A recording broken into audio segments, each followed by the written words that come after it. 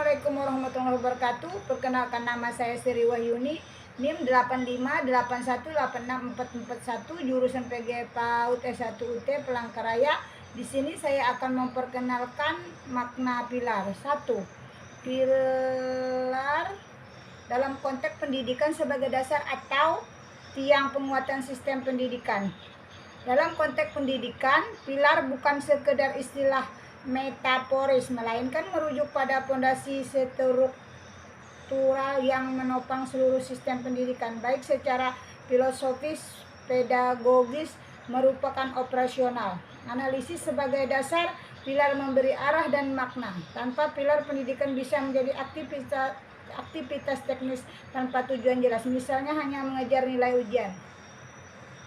Sebagai tiang penguatan, pilar menjaga stabilitas sistem ketika menghadapi tekanan perubahan globalisasi, digitalisasi, krisis sosial.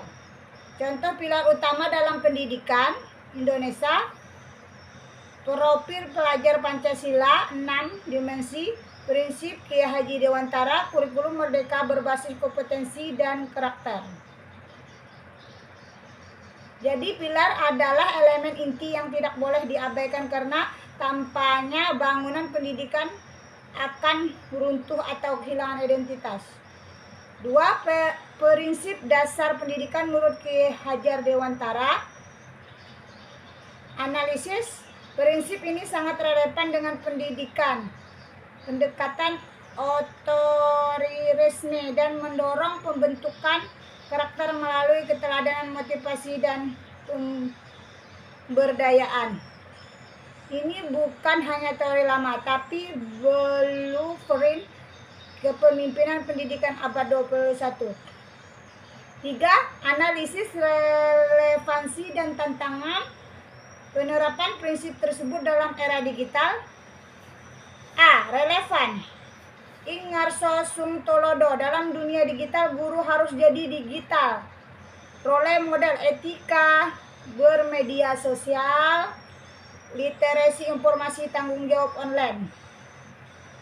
Ing Madya Magunkarso, platform seperti Google Classroom, Zoom, atau Canva memungkinkan guru menciptakan pengalaman belajar yang menarik dan personal. Tuturi Handayani, pembelajaran daring justru memberi ruang lebih besar bagi kemandirian siswa. Self-directed learning, selama guru menyediakan scaffolding yang tepat. Contoh aktual, sekolah di daerah terpencil masih kesulitan menerapkan pembelajaran daring. Prinsip Mangunkarso terhambat atau infrastruktur. Guru muda yang mahir teknologi tapi kurang memahami filosofi pendidikan cenderung jadi operator aplikasi, bukan pendidikan sejati. Relevansi tinggi tapi implementasi butuh adaptasi dan dukungan sistematik. 4. Refleksi singkat bagaimana pilar tersebut dapat menjawab persoalan pendidikan nasional saat ini.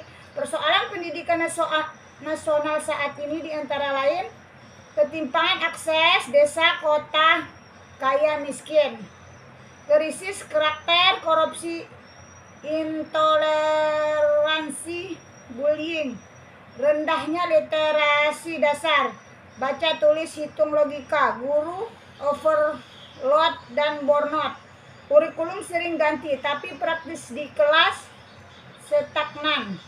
Bagaimana pilar-pilar tadi menjawab? Dengan Ingarso Sungtolodo, guru sebagai teladan dapat memperbaiki krisis karakter, misalnya guru anti bullying, anti korupsi, inklusif. Teladan juga berarti guru terus belajar mengatasi stagnasi profesional.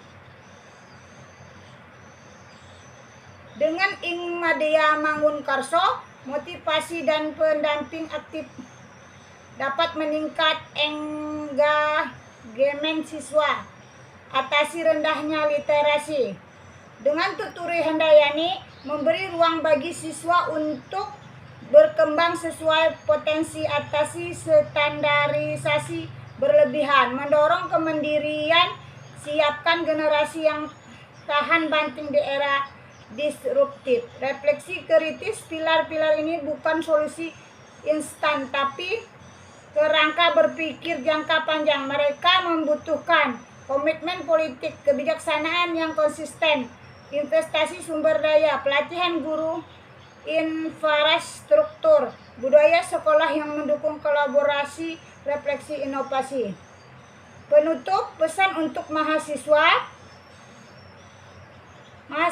Mahasiswa tidak hanya diminta menjelaskan konsep, tapi juga menghubungkan dengan realitas hari ini. Maka setiap jawaban harus punya dasar-dasar teoretis, Kia Hajar filsafat pendidikan, dilengkapi contoh nyata, kelas daring, profil pelajar Pancasila, kasus guru digital divide, disertai analisis kritis apa yang berhasil, apa yang gagal, mengapa, dan diakhiri dengan refleksi solutif bagaimana ini bisa diperbaiki.